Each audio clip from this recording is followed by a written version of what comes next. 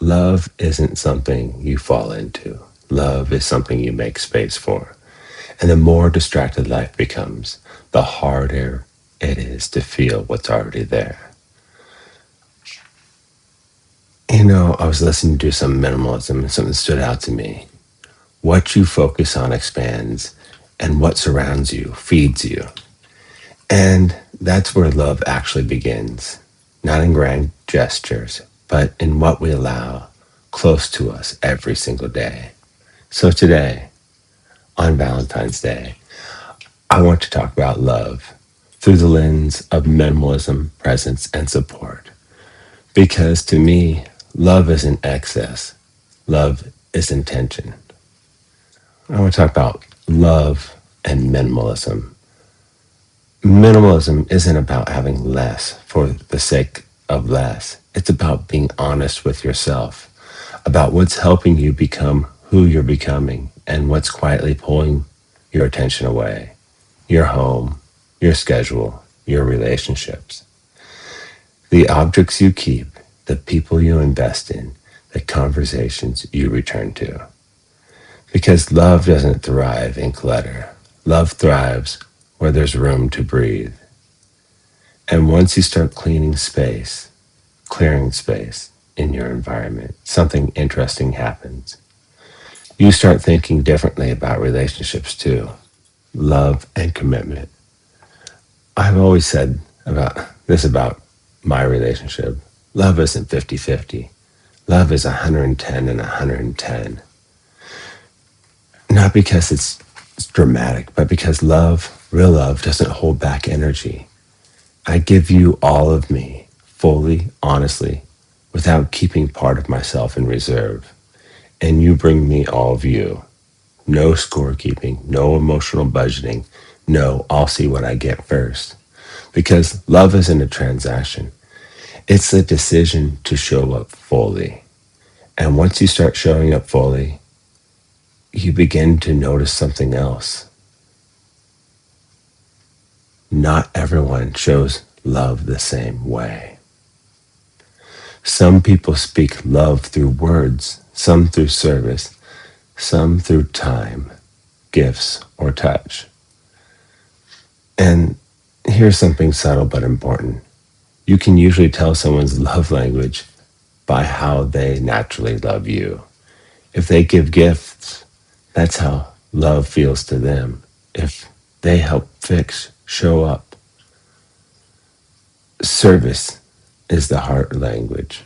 If they want time and presence, that's where they feel close. Love deepens when we stop expecting people to love like us and start learning how they love.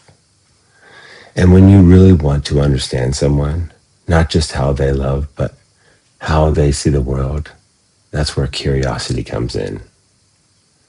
There's a set of questions called the 36 questions that lead to love. They're not about romance. They're about understanding.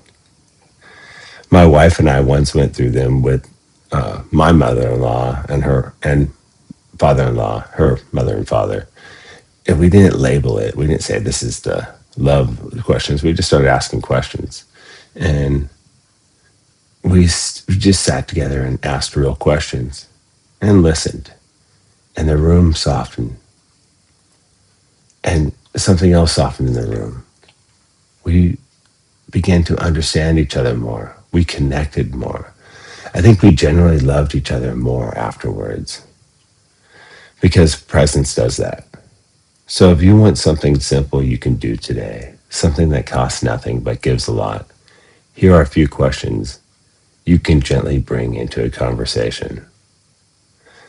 You might ask, if you could wake up tomorrow having gained one quality or ability, what would it be? Or what does a perfect day look like for you? Not for anyone else, just for you.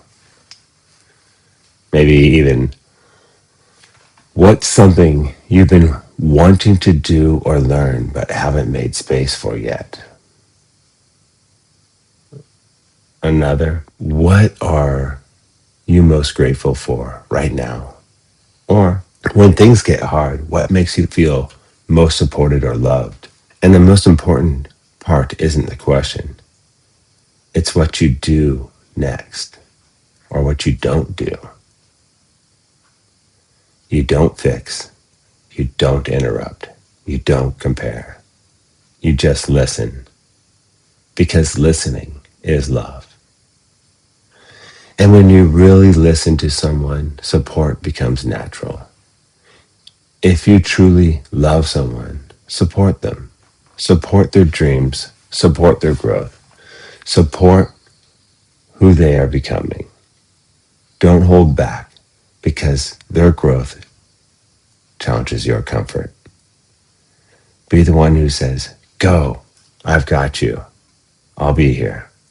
And when someone does that for you, when they believe in you without conditions, there's nothing better. Because the truth is, we are not finished people. We are evolving. And love doesn't say, stay the same so I feel safe. Love says, I'll walk with you while you change. Tell your partner what you're learning. Tell them how you're growing. Invite them into your becoming. That's intimacy. And, and love doesn't stop at romance. Today is about love, but really every day is about love. Love is kindness. Love is presence. Love is seeing the human in front of you. Smile at people. Acknowledge them. See them. Because everybody is you pushed out. And what you put into the world has a way of finding its way back.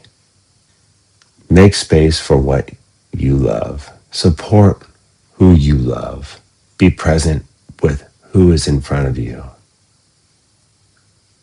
And remember, minimalism isn't about less things. It's about more love, fewer distractions. Happy Valentine's Day. And remember, love grows where attention goes.